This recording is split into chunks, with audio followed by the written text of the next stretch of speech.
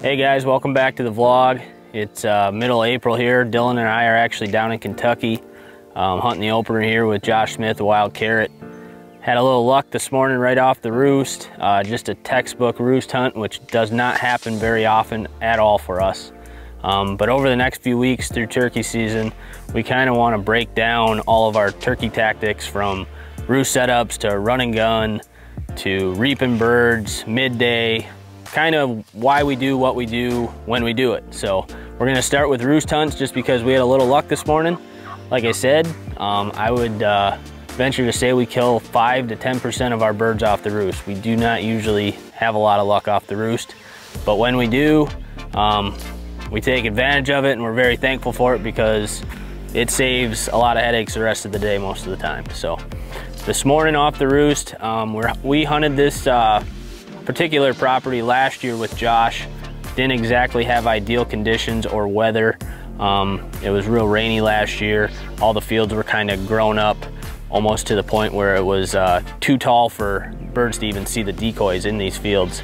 But this morning we dropped down into this big valley, stayed in one spot where we didn't roost any birds last night, but we kind of had a pretty good idea they'd be in the same area as they were last spring. We figured we'd have birds roosted to the east and to the west of us and possibly to the south of us. So we kind of stayed in a central location until the birds started gobbling. Well, this morning, once you know it, they didn't start gobbling until late, and we didn't want to be stuck out in the field by the time it was starting to get light. So we went down and we sat up. The field kind of almost does like a minor horseshoe, not to the point where you can't see everywhere, but it's a very gradual horseshoe, and we kind of got in the middle of that pivot, and we sat up there because we figured we'd be in the middle where all these birds were gonna be. You know, we didn't know which way they'd be, but we figured we'd be in the middle of it. And we set up there, so if no matter where they came on the field, we're in a position where they're gonna come out and they're gonna see our decoys. And that's exactly what happened. Shortly after we had set up, we had several birds gobbling back over to our left.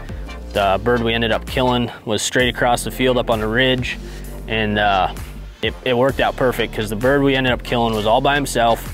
The group back behind us, it sounded like there were 6 or 8 different gobbling birds. Jakes, I'm sure, were mixed in the group. But we called a little bit. We waited, we let the birds gobble for probably 10 minutes on their own, 10, 15 minutes.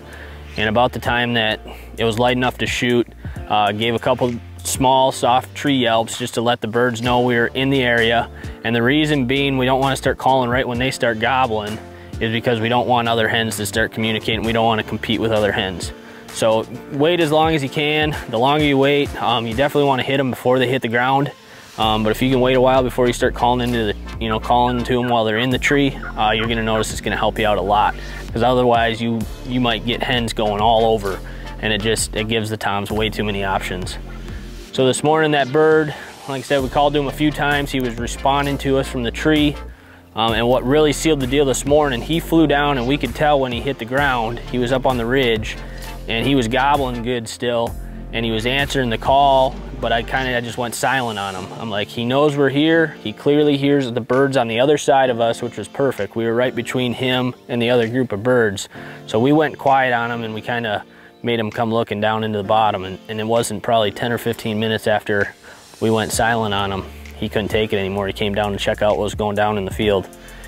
And he came onto the field, and it was just textbook. He come across the creek, and as soon as he popped on the field, he seen our decoys. And with the spin and strut, any motion in your decoys this time of year especially, pulled the string on the decoy, and he just came right in. It was textbook. Josh made a great shot, and we're on the board here with a roost hunt. First turkey of the spring, and for it to be right off the roost is pretty incredible, because typically it does not happen that way for us.